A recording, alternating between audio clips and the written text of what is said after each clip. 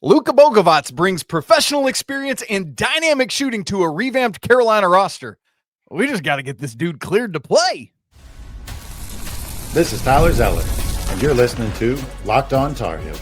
You are Locked On Tar Heels, your daily podcast on the UNC Tar Heels. Part of the Locked On Podcast Network, your team every day. Hey there, what's up? It's Wednesday, October 8th, 2025. Welcome into the Locked On Tar Heels podcast, the only daily North Carolina show out there. I'm your host, Isaac Schade, and you're joining me at the place to get your Tar Heels content every single day. It's all part of the Locked On Podcast Network. Really appreciate you making us your first listener watch to get this one the right way. I want to give a special shout out to the everydayers who are here with us, the great members of the Locked On Tar Heels Discord, and all our insiders as well. The links for both of those are in the show notes. Go check it out and join us, won't you? Coming up today on the show, first off, joining me is our good buddy Josh Marlow, rocking a Panthers polo today. Panthers got a win on Sunday, right, Marlow? Do I remember correctly? They did. They completed the biggest Dolphins? comeback in franchise history. They were down 17-0, came back and got the win against Miami. So been a lot of fun here in Charlotte. I know you're a Braves fan. Yeah. Who's your NFL team? Because I know you're in Missouri. So are you Chiefs or are you? Yeah. So I grew up a Falcons fan. Still am a big Falcons fan. But yes, my kid. I know. I apologize. Look, the guy that coaches our football team is the guy that ruined one of the best nights of my life, 28-3. Anyway, so now, yeah, my kids are growing up Chiefs fans, and so we've kind of adopted them. My wife and I have, and so yeah, it's weird and dumb, but I kind of am a Chiefs fan and a Falcons fan. It doesn't work, but I care wildly less about the NFL than I do college. I'll say that. Oh, well, that's interesting. And there's nothing wrong with being a Chiefs fan. I mean, you get to watch one of the GOATs do it every single time. And you're making memories with your kids, and that's right. That's more important than wins and losses at the end of the day, right, Shady? That's absolutely right, which is a good thing. So Marlow, our buddy, what part of Heel Tough blog and Four Corners Pod, always bringing you great stuff there. He and Pags are Anthony Pagnotta. They're two of the realest guys. And man, if you're not already following all their great content, do it now. Marlow is with me for our very last roster preview episode. Today, we're talking about none other than Luca Bogavatz. We saved him till the very end because we were hoping he'd maybe be cleared and ready to play, but nah. It ain't the case yet. Obviously, we're going to get into that. I have linked up in the corner. I'm pointing the wrong way. The playlist of all the player previews that we've done. This will be the last one, so they're all going to be on there for you to ingest. If you're listening to the show, you can go back and find them in the podcast feed. So we'll do the bioblast storyline, scouting report, Coach Davis hat, floor ceiling, all that, and more coming up on the show today. So Joshua Marlow, without much further ado, to use a Zoolander quote, would you take us through the Luka Bogavatz bioblast? Yeah, let's get into it, my man. We'll start with his name. Of course, it would be Luka Bogavatz. It would be odd if he had a different name and we were doing a bioblast about someone else. He comes from Mahogavac, Montenegro. I'm gonna hope and pray that sounds correct. If not, sue me. He went to high school in Belgrade, Serbia. He's listed as a junior. He played overseas for SC Derby. Listed as a guard. Where's the number 44? He stands at 6'6". He weighs 215 pounds. And we get to the all-important social media handles. You can find him on Twitter at Luka.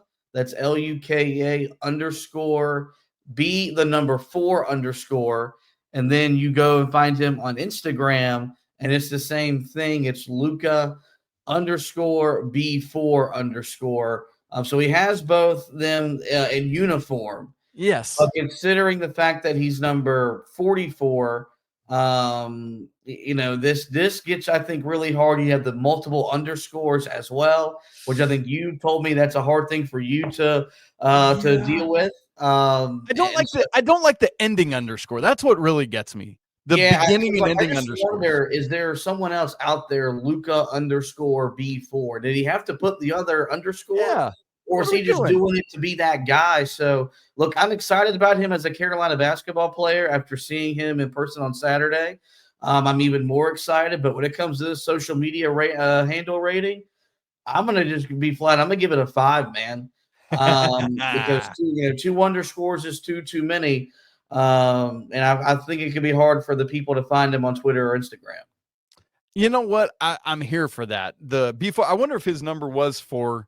I haven't looked back at the SC Derby roster to see what he's typically gone with, but maybe that's part of it. But yeah, Marlo, I think we got to go a lower thing for Luka there. But you know what? I love the energy of like just my name, my first name, and that's that. No middle name. You know, a lot of European countries, they don't do full on names. And I don't know if it's just like we don't have it on his bio like we do others, or if he doesn't have one. But regardless, there's not one there. Marlo, get us through his stats last year for SC Derby. What did he do over there in Montenegro? He did a lot. He played in 29 games, and he averaged 29.7 minutes per contest. Points per game. I'm gonna imagine that's supposed to say 13.6 points per game. It's 14.9. I can't type. I was trying not to out you. No, I will eat. I never mind outing myself, and I never mind you outing me. I love a behind the scenes look at what an idiot I am. So 14.9 points per game for him over there at SC Derby, 3.6 rebounds. That breaks down to 0.6 offensive boards, 3.0 defensive rebounds per game. You go to the assist, 2.3. He did average 1.9 turnovers. So you'd like to see that number maybe come down significantly in Chapel Hill. 0.1 blocks per contest. He averaged 1 steal per game, but now you get to the stuff that really matters, how he shot the basketball. He shot 45% from the field. He was 152 from 337 from the floor, which factors down to 11.6 shots per contest. But he shot 49.5% from inside the 3-point line. He was 91 of 184. So, I mean, really right there at an even 50%. And he shot 6.3 2-point field goals per contest. He shot 39.9% from 3. He was 61 of 153. That breaks down to just over 5 3-point attempts per game. And then he shot 87% from the foul line. He was 67 of 77. He got to the foul line 2.7 times across his 29 games for SC Derby. Man, I love those shooting numbers so hard. I love to see him having, he's a 3-point guy. He's a sniper, but I love the fact that he had more 2-point attempts than 3-point attempts last year, Marlo. That's really cool stuff.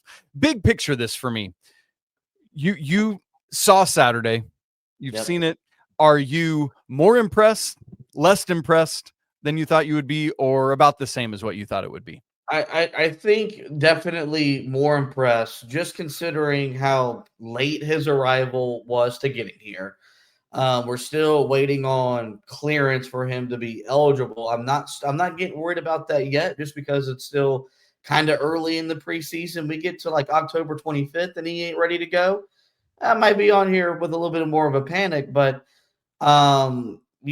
you wouldn't think that he hasn't been here for as little time as he's been here. He looked like he's been here since May, June, July, not, what was mid-August when he got to campus. So I was really impressed because, he fit.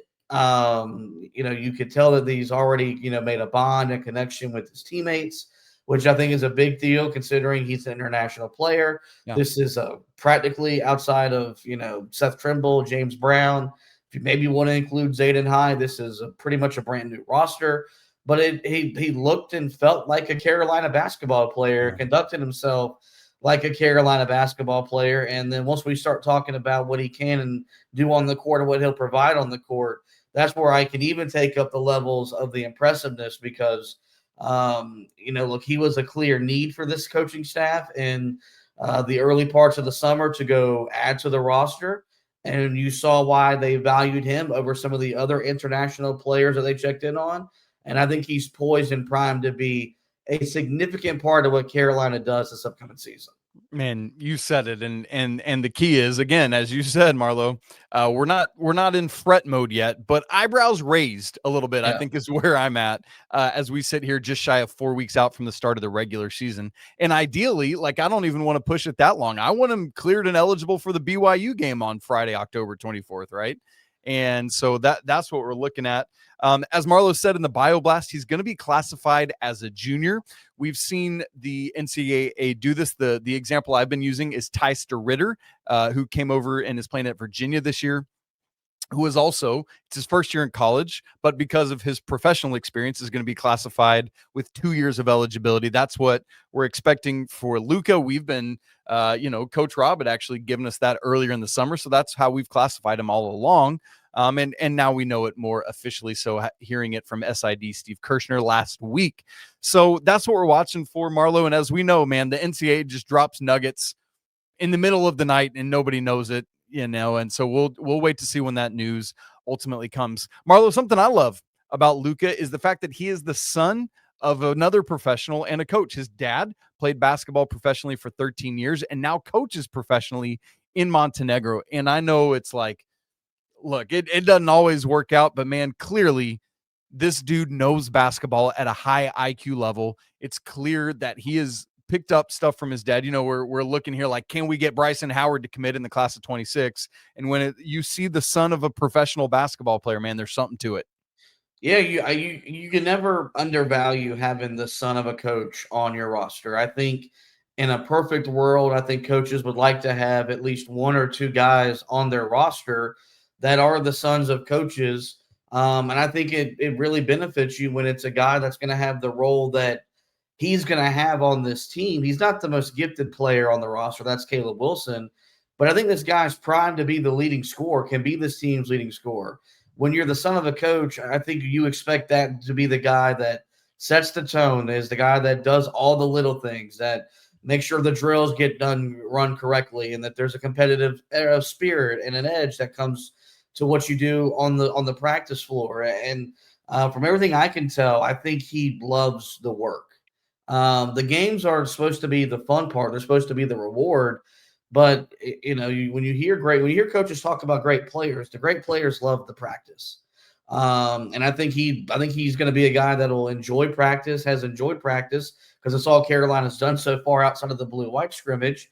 And I think that permeates throughout the roster. If this guy can enjoy doing the practice the way that he enjoys it, well, then why can't I?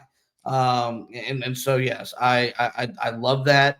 I did not know that, so that's why I love coming on with you, because I learn things every single time that I get to join you. And this is going to be something that, like, if he hits right and becomes a big time player, this will be the one or two broadcasting note you hear every single game when Carolina is playing, that he's the son of a coach, and that's why it's led to his success overseas and now here at Carolina. So I think that's something Hubert Davis probably values more than you think, having that type of player on his roster.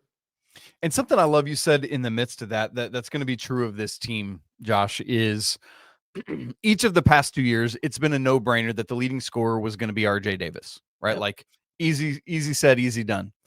For the first time in a couple years, I don't know who the leading scorer for this basketball team is going to be. It could be Luka. It could be Caleb Wilson. It could be Seth Trimble. Could be Henri Veesaar. Maybe Kyan. Who knows? Yeah. But I think there are legitimately 4 players that could be the team's season-long leading scorer. And the fact that we could sit here in early October and say that and mean it is a massive thing, and part of why I think we feel so much better about this basketball team. Yeah, this is something Anthony and we've gone back and forth on, because he's really bought into Seth Trimble maybe being this team's leading scorer. I've pushed back and said I don't think that would be a good thing for Carolina, just because I think of between Trimble, Evans, Luka, and Caleb Wilson, I think offensively Seth Trimble is the least gifted scorer of those 4. And I don't mean that negative towards Trimble. It's more of a compliment to what the others, the offensive firepower this roster has on paper. I don't want to say this team's going to do what this team did in 2012, but in 2012 you had Kendall Marshall, Harrison Barnes, Zeller, John Henson. It looked different, but there were 4. You had 4 different guys that could lead you in scoring on any given night. and that made Carolina so tough to defend in the half court. I think Carolina is going to have that same type of potential this year, where I think Luca Bogavatz will edge out and be the guy statistically that this team's leading scorer. But I think it could be very spread out, the amount of guys that how many times he leads in scoring, Trimble, Evans, Wilson.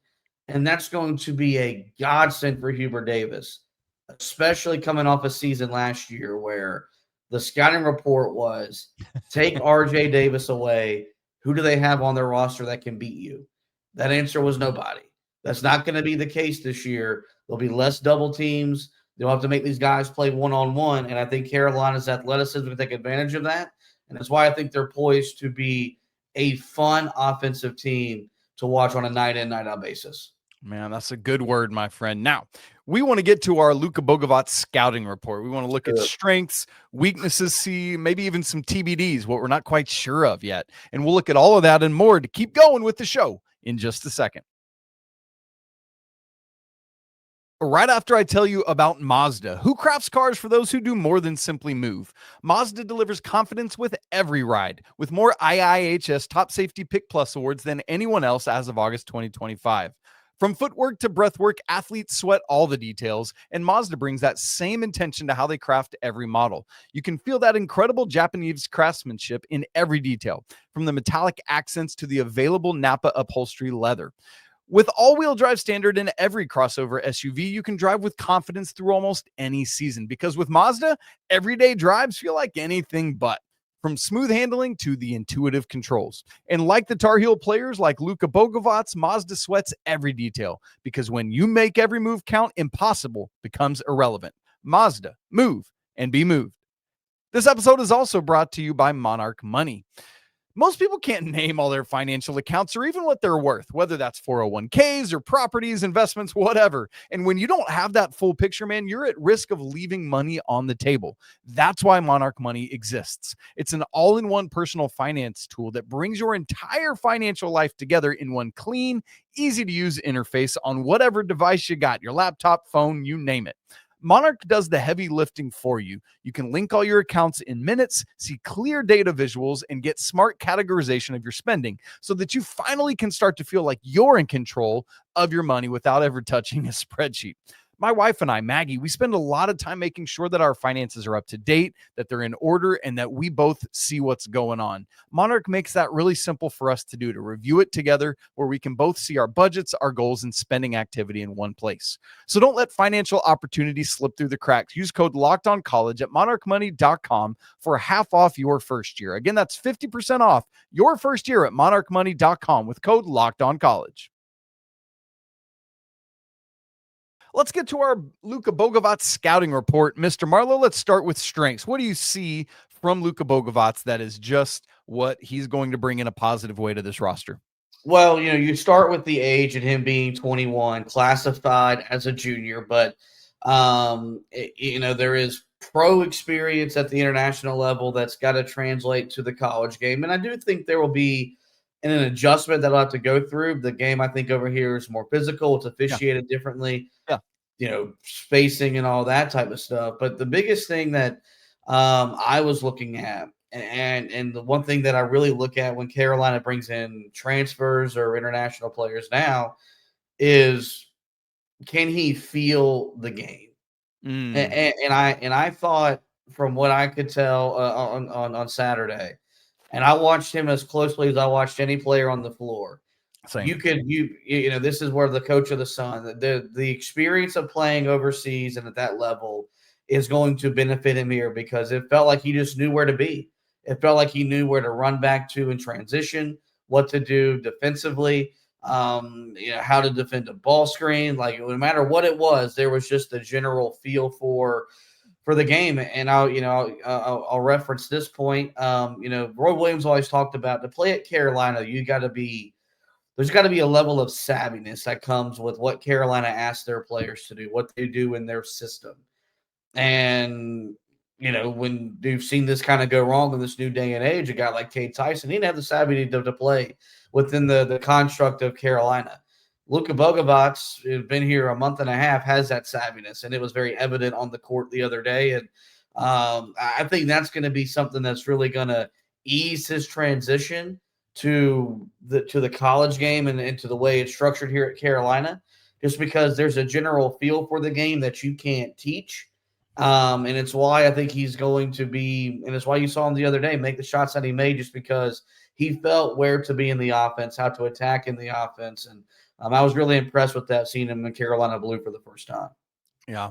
Yeah. I mean, what I love about his shooting is he's got a quick trigger. And I don't mean that in the negative sense of like you're shooting the wrong shot at the wrong time early in the shot clock. I mean, when it's time, dude is locked and loaded and lets fly, and it's up and gone before you know it. But it's smooth and it's repeatable.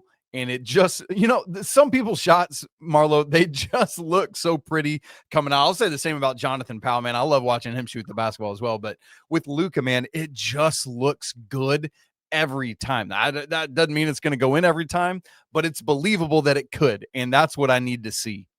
Yeah, no, I think that's a really great point. Like, because that's something that I really look at when I'm watching a player shoot is how fluid is it? Like, does it look funky? Does it take you a long time to bring the ball and get it? I mean, there were a lot of times where I'm trying not to, be too handsy, but he had the ball down at his hip, but in one single motion raised and fires. And the simple truth is you can't guard that without fouling it. Especially with his size. Exactly. And it's why, he needs to shoot the ball better, and I think he will. There's a lot of like Cormac Ryan, I think, in his game, because Cormac could catch and in just a simple and in the same motion catch and fire. Or if he got the ball on the wing and he did a dribble, but he dribbled right into a shot. Or if he wanted to swing across and then rise above a defender. But I think it's even more fluid with Luka. I think it's even more clean and it's much more efficient and effective. And again, I think that's where when you have a coach that was teaching you, was just drilling you how to, especially for him when he was playing against pros, that's probably how he had to make sure he could become the efficient player. Because you look at those shooting numbers, this guy averaged 14.9 points and did so like Shade. If he shoots 50% from two and 40% from three, I mean, I'm gonna be gushing about this guy for the entire time that he's here. And the big reason why he was able to do that was just how quickly he can get his shot off, get to his spot, and then get the ball up into the air. And so was really impressed with that. And I think you will see times where he's being guarded at a really high level, but his shot is just so refined that it's not going to matter. And it's that old Mark Jackson line where just good defense but better offense. His offense is going to beat defense night in, night out in the ACC. I mean, to your point, he's a legitimate threat for a 50-40-90 season. I'm not saying he's going to do it. I'm not saying he'll hit that at any of those three markers, but the possibility is there. I mean, this dude is very, very good shooter. He's got some good pick and roll ability. I love, we said it earlier, the fact that he had more 2-point than 3-point attempts last year. I love the leadership that he'll bring, even as a foreign player. Like if I'm a Carolina basketball player and I see this dude coming in with his professional experience, I'm going to want to know, like, what do I need to know that you've already learned that I haven't gotten to yet because you've been doing this professionally for a couple years already. Marlow, let's flip to the weaknesses side. What do you see that's like, all right, man, we're gushing over Luka, but no college basketball player, even if he's played professionally before, is a complete package. What's he need to keep growing in? I would love to say there's no weaknesses in his game, but that's not the reality of the situation.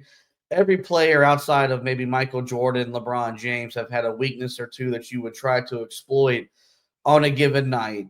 There is, of all the athletes on this roster, and there's a lot of them, he is not one. He for whatever stereotype you think about 90s international basketball players, he fits that stereotype. I don't think he's soft. I don't think he's Tony Kukoc by any sense of the matter. But those players back then, they were not explosive athletes. They've become a lot more explosive and dynamic because, if we're being honest, the international scene is producing a better basketball player than the Americans are right now. Different topic for a different day. but he does not, at least from what I could tell, there does not seem to be a lot of elite athleticism around him. The good news is I don't think that Hubert Davis needs him to be an elite athlete, because you've got Seth Trimble, you've got Caleb Wilson, you've got Henri Veesaar, who moved a lot better than I think a guy his size is supposed to move, and does so in such a fluid manner. So that might be one. Just when you maybe he gets matched up on some of these wings that Carolina will see in the non-con and in conference play. How does he handle their athleticism? But I do think the way this roster is constructed, that is something that Hubert Davis can hide more so this year than maybe if Luka was on the roster a year ago. Yeah, that's a good point. And I also don't want people to think you're saying this is Cade Tyson 2.0. I don't have those types of concerns. We even already seeing it Saturday. It's already clear and obvious that there's just a different level of capability and savvy. I think, I completely agree with you about the athleticism, but this dude is like the grizzled veteran at the YMCA who's just cooking you all afternoon because he's savvy and he knows what to do. And so that's where Luke is really going to be able to shine. And yeah, I mean, he's not an explosive above the rim finisher, but he's got size and he can finish with either hand. I would imagine he's going to be playing at the 3 a lot, but if Carolina goes big and he's at the 2, he's going to have that size advantage. There's going to be a lot there. The one thing you mentioned it when we were talking about the stats earlier, the turnovers, and we saw a couple careless turnovers from him on Saturday. Just got to rein those in. It's not something I'm worried about yet, but if it persists, then it becomes a bit of an issue, because he's somebody that I think Carolina is going to need and to depend on to be a playmaker and a initiator at times. Yeah, you see that 1.9, I think, was what his turnover average was. Yeah, that number is high. We talked about it coming after the blue-white game. There were some turnovers that maybe make you raise your eyebrow. I think in the normal construct of a game, I don't think some of those passes would be for as much as they were out there to compete, like they were, some of it was to put on a show. You're playing with guys that you're not going to play with once you get into the regular season more often than not. And that does need to be taken into account. But Carolina cannot, I don't think, can afford for him to average 2 turnovers per game unless they play at the pace that they played at in the scrimmage. Because one thing that I've been frustrated with is how much Carolina has turned the ball over while not playing at the pace that we're used to seeing Carolina play at. If they're going to play 80, 90 possessions a night, you give me 12 to 15 turnovers, I can stomach that. Yep. I can live with that. Because Carolina's been playing 70 possession games, 75 possession games, because the roster isn't built to run up and down the floor like this year's is. So, yes, I think you want to see that number decreased. But if that's what the number is, but it's at an increased level of possession, then that stuff, it works itself out on the stat sheet at the end of the day. Yeah, because we want to see more. It's more about the turnover percentage more than the sheer number, and that's what we're looking at is tempo adjusted turnovers, and those are the things that matter. All right, Marlo, we got to get to our Coach Davis meeting where you give Luka 3 things you want to see him work on in these last 3.5 weeks before the season starts. A floor, a ceiling, bold predictions, and an over/under to wrap the show. All coming up in just a second. Right after I tell you about PrizePicks. Every day we make decisions, but on PrizePicks, being right can actually get you paid. Don't miss the excitement of this football season with PrizePicks, where it's good to be right. Playing PrizePicks is such a fun, simple way to add more excitement to football. You just less on player projections like Josh Allen's passing yards, my fantasy quarterback, by the way, or Saquon Barkley rushing for a touchdown, and you're in the game. PrizePicks just added stacks. This is a pretty neat feature. If you want to ride with one player, you can select like all of their stuff, passing yards, rushing yards, and touchdowns, whatever it is, all in one lineup. And the new injury reboot feature, man, this is pretty cool too. If your player leaves early and doesn't return, it doesn't count against you. So download the PrizePicks app today and use code LOCKEDONCollege to get $50 in lineups after you play your first $5 lineup. Again, that's code LOCKEDONCollege for $50 in lineups after your first $5 lineup. PrizePicks, it's good to be right. All right, Marlow, it's time to be Coach Davis and have a little off-season meeting with Luca Bogavatz and give him 3 things that you would like to see him working on in the lead up to the season. Well, we'll just piggyback off where we left off talking about the turnovers. It's just to be a better decision maker, primarily in the pick and roll, because I thought the biggest takeaway I took from the totality of the scrimmage, Carolina is going to run a lot. And I mean a lot of pick and roll in the half court, which I am a fan of, but this roster is equipped to do that. That's an adjustment from adding Henri Veesaar, who's just an exceptional screener, onto the roster, but can do a lot of different things after he sets an initial screen. But how do you make decisions, especially in the pick and roll, with you being the son of a coach, with you having international pro experience? I expect you to make the right read more often than not. But the first thing is just limiting the turnovers, limiting the mistakes, and get that number down to like 1.3, 1.4.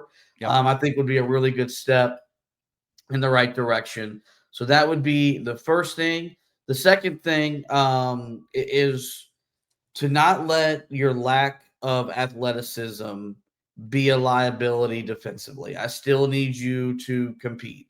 I brought up Cormac Ryan and a lot of comparisons to what he did offensively. I think the same thing, if you want to go back to Cormac Ryan, was a funky looking dude. His legs, I don't know how his legs function half the time because he walked kind of funny, but it never stopped him from getting in a stance and competing and contesting shots and moving his feet and taking away driving lanes. And he wasn't the most gifted athlete. He was really as good as he was because he was just older than everybody else. The same thing needs to be applied here with Luka. You're going to get matched up when you face Duke and you face Kentucky or maybe Michigan State. Their 3 is going to be more athletic than you are. That's just the reality of the situation. But don't let that be a liability. Buy in on that end of the floor and not be a liability for me when I have you on the court. And then the last thing I think is something that you brought up, but with his age and his experience, I need him to be willing to be a vocal leader when on the floor. I do think, and I got the sense in the feel that Seth Trimble has taken on a leadership role that I don't think he would have taken on if RJ or Armando was still here, and that's fine. But you need more than just a leader. Yep, that's right. And so I thought it was a good sign that you did see that communication from Luka in the scrimmage, and that talking that just did not happen the way that it's supposed to happen last year. But I need him to be willing to lead and be willing to set the example and understand that, this might be Luka's team, but you're 21 years old. You have experience on this roster unlike any other player. Use that to your advantage. Be a guy that leads by example in practice, leads by example during the game, and be someone that Hubert Davis can count on in crunch time to lead this team when they got to go where they go and do what they do to come away with a victory. That just got me so ready. Just hearing that phrase. Thank you, Marlow. I needed that in my life. It's so soon. Come on. All right, let's talk Luca Bogavatz expected role, minutes per game, etc. I'll give you my projection for it, and you tell me where I'm wrong. I think he's going to be the starting 3 with Kyan Evans at the 1, Trimble at the 2, Caleb Wilson at the 4, Veesaar at the 5. So he's in the middle. I think he is used to being more of a shooting guard, but I think with what Carolina is going to do, he'll be fine at the 3. And I think he's going to play a ton. I'm thinking high 20s, low 30s minutes per game, maybe third most minutes on the team behind Seth and Caleb Wilson would be my projection. Yeah, I don't see you being wrong at any junction. I don't know if you saw what Bart Torvik had kind of released he did some projections, and man, Anthony was not very happy about what he projected for Luka. I think he had him averaging like 6.6 points per game or something. But I think for him, it's the unknown of when's he going to get cleared and then what the role is going to look like. Assuming that he's ready to go for opening night, starting 3-man with the ability to bump up to the 2 when Carolina goes big, and they're going to go big. I've already been told that off the record, which now I'm bringing to, I guess, on the record. There will be big lineups that you see. And, I think bare minimum 28 minutes a night. I think he's going to play a lot. So is Jonathan Powell. I do, but I think, the Jonathan Powell can play at the 2. And there could be times where I do think Carolina will go small and utilize some of those lineups. So Powell could be on the court at times with Luka as well. But yeah, I expect him to start, and I expect him to play at a bare minimum 28 minutes per night over the course of the upcoming season. And, close games down the stretch, this dude is a closer, right? You've got 3 guards in your starting lineup, assuming that is the starting lineup, who all shot over 80% from the free throw line last year. So he's not a guy that's like, oh, we got to pull you because you can't hit your free throws. It's like, no, I want you at the line with everything you got capable there. Marlow, floor and ceiling. I don't really have a ton of specifics with it. It's more general floor and ceiling, but here's what I got for you. Again, push back. The floor is things just don't translate. And maybe that's in a lot of ways, right? From language to a different type and style of play to another. Therefore, Luka's shooting percentage drops because, whatever it is, maybe as quick as we've seen him get it off, maybe he's guarded by somebody bigger or more athletic and rangy that can stop that and hurt it. And when that shooting percentage drops, it hurts Carolina's spacing and it puts the team in a bad spot. And then the playmaking isn't there. Yes, he's got some assists, but the turnovers stay at a higher level, which wouldn't be good. So that's kind of the floor. The ceiling, dynamic, sharp shooting guard, wing, whatever, 2-3, challenges Isaac McNeely, who's now at Louisville, for best shooter in the ACC. The playmaking, the pick and roll capability gives Carolina another playmaker, and that veteran savvy helps lead the Carolina resurgence. There's great spacing, and Carolina is a dynamic team, and so much of it is because of what Luka does. Yeah, so for me, my feeling, it kind of right there in line with where you are. I think his ceiling is all ACC caliber player. Wow. I think his ceiling is leading Carolina in points per game, and that number being north of 14, 15, 16, maybe as high as 17 points per game on a team that I think all 5 starters are poised to average double-figure scoring. That's where I think the ceiling is. The floor, I mean, if I want to go like super floory negative, maybe he gets replaced. Jonathan Powell is the more natural fit. And Luca Bogavatz becomes a guy that comes off the bench. But I don't really see that happen. Yeah. I could be wrong because I was all in on Cade Tyson until about 2 games in, and I saw enough to see that he couldn't play at Carolina. I don't get that vibe. I don't get that sense at all. So I think a more realistic floor, maybe he's the 5th leading scorer on the team, but still averages double-digit points per game. Like, I think I'm as convinced with him as I was with Harrison Ingram when Carolina brought him in.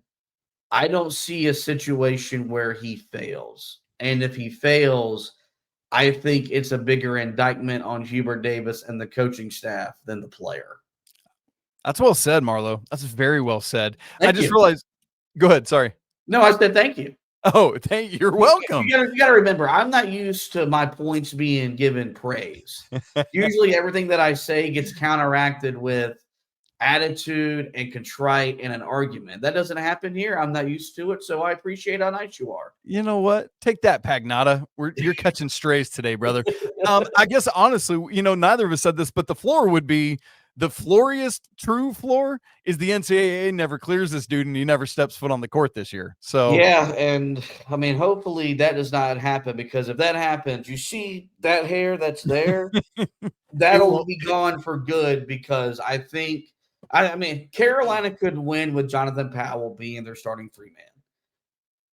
I don't know if they could win as much as I want to win with Jonathan Powell being their starting 3-man. So hopefully the NCAA does the right thing. We get this guy cleared, and the real Luka of basketball can get off to a hot start in Carolina blue.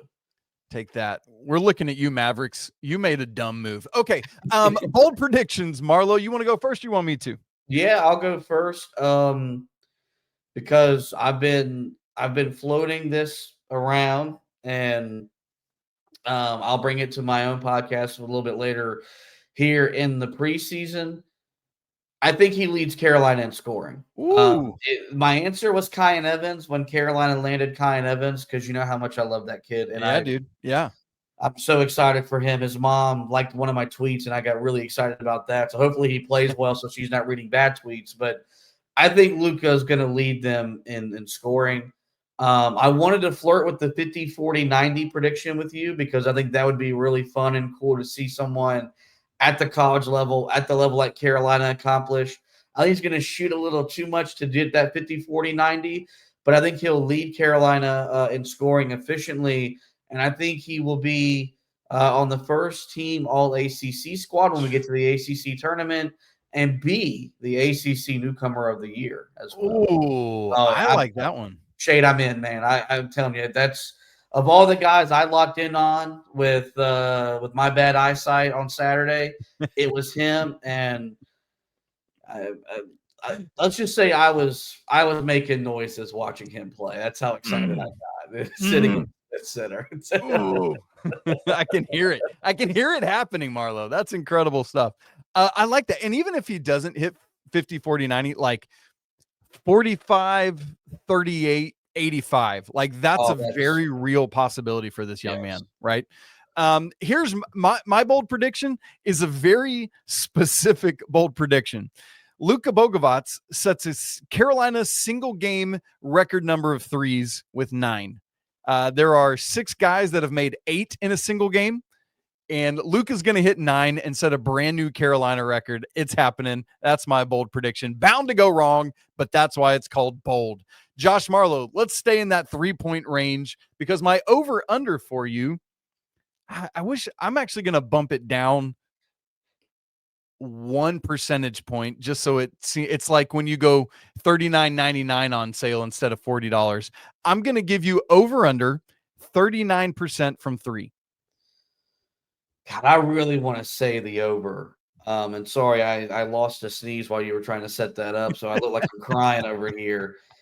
I'm gonna take the under because I think that's a smart thing to do. He's gonna take a lot of threes, and with that, there's gonna be the 2 for 9, the 3 for 11 that'll offset the 5 for 8s, the 6 for 9s that I think he'll have on a rather consistent basis. I'll take the under, but I mean, I think he shoots 38% from 3. I'll be really happy, really excited. Because you know what? I would rather have that 38% on a crazy high volume than 40% on a lower volume. Give me all of that, man. I'm here for that. And that's modern analytic basketball and what we need to see from him. And then that opens it up and he can drive and it's all there, man. I absolutely love it. Marlow, brother, thank you for joining me for yet another roster preview show. It's been so fun to do a bunch of these this summer. We're going to have to keep the good times rolling now as we're into October and some other great content leading up to the season. Shade, I just want to appreciate you for using me as much as you did this offseason. It made my offseason go by even quicker, which is a good thing because, you know, when the season does come to an end with the way that, and I know you know this now, doing the grind of 2 podcasts and all the great work that you do, I do like that with college hoops, you do get a chance to kind of take a breath and relax. But by the middle of July, early August, while we're getting up for football, and I want to try to enjoy football at some point, that basketball itch is there, and you've made that itch, get here even sooner. So appreciate all the opportunities. We've had a lot of fun coming on here. Can't wait to join you during the season, and hopefully we have a fun season to talk about because it does not look like this Bill Belichick experiment is going the way that we hoped for. Nah, we need basketball so hard to not suck. And we're looking at you too, Courtney Banghart. Excited for what the ladies are going to do this year. Think they're going to take another step forward. Y'all make sure, again, you go check out Josh Marlow's great work on Heel Tough, as well as Four Corners podcast, all sorts of great stuff that he and Pagnot are putting out all the time, keeping you up to date. Really, really grateful for their insight and everything that they do. So go give that follow. He's at HTB_Josh on the social medias. You can follow our show. Make sure you've subscribed on YouTube and audio as well. Make sure you've joined the Locked On Tar Heels Discord channel, man. We're having a great time in there all the time. Great conversations happening, and we'd love to see you in there. If you want to go next level with the show, get free access to all of my stats, charts, data, all of that stuff, Join the Locked On Tar Heels Insiders. That link is in the show notes as well. You guys, it's always a great day to be a Tar Heel. We'll talk again tomorrow with Coach Rob, but until then, peace.